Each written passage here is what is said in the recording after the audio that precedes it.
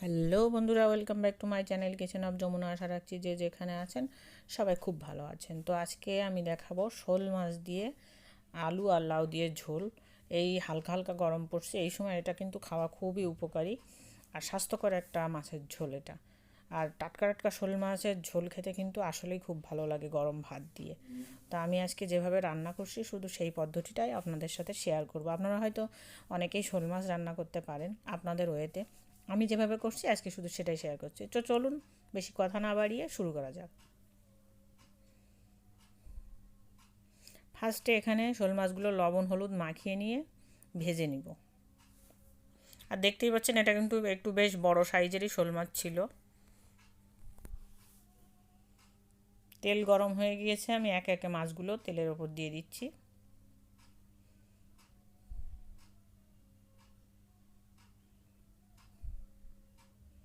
এখন উল্টে পাল্টে ভালো করে ভেজে নিচ্ছি। তবে শোল মাছ একটু ভালো করে ভাজলেই কিন্তু ভালো লাগে।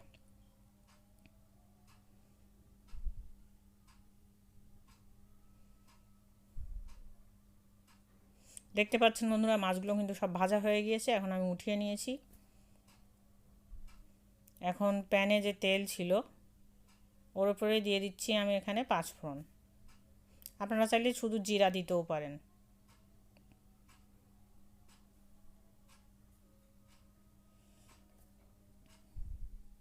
এখন দিয়ে দিচ্ছি পেঁয়াজ কুচি আর কাঁচামরিচ।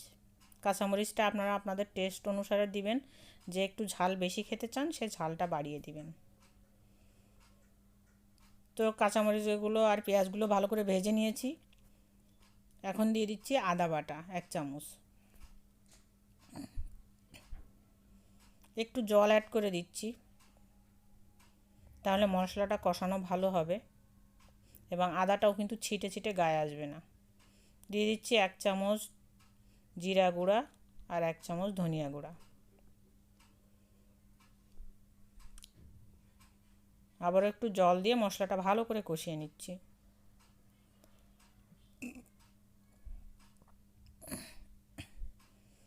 একটু হলুদ গুঁড়া দিয়ে দিচ্ছি। মশলাটা কিন্তু ভালোভাবে কষাতে হবে, তা না হলে কিন্তু তরকারির স্বাদটা ভালো আসবে না। মশলা ভালো করে কষানো হয়ে গিয়েছে, এখন দিচ্ছি আমি আলু আর লাউ।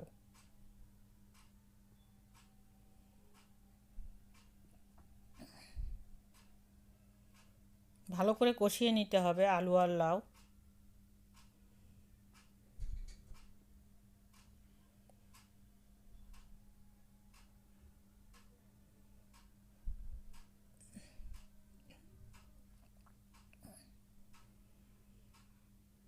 এখন দিয়ে দিচ্ছি লবণ আর হলুদ।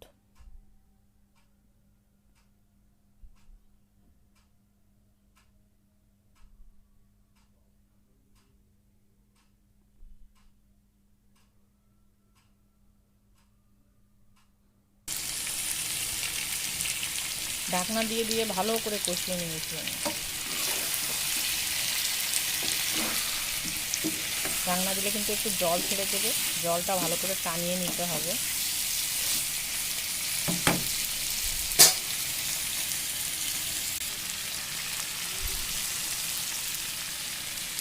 দেখতে পাচ্ছেন বন্ধুরা, কালারটাও কিন্তু চেঞ্জ হয়ে এসছে। আর এখন আমি জল দিয়ে দিচ্ছি ঝোলের জন্য।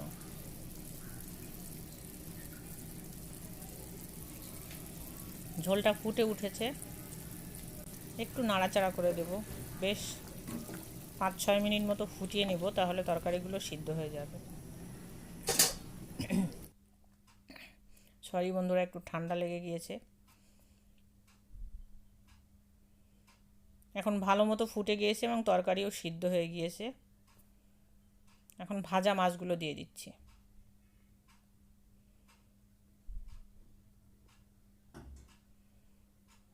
গরমের দুপুরে অথবা রাত্রে খাওয়ার সময় গরম ভাতের সাথে এই লাউ দিয়ে এই শোল মাছের ঝোল কিন্তু অনবদ্য লাগে। আর এটা খেলেও পেটটা ঠান্ডা থাকে।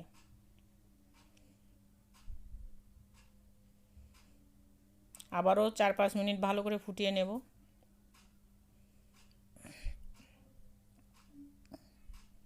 ফুটিয়ে নেওয়া কমপ্লিট এবং আমি নামিয়ে নিয়েছি। দেখতে পাচ্ছেন কতটা সুন্দর হয়েছে।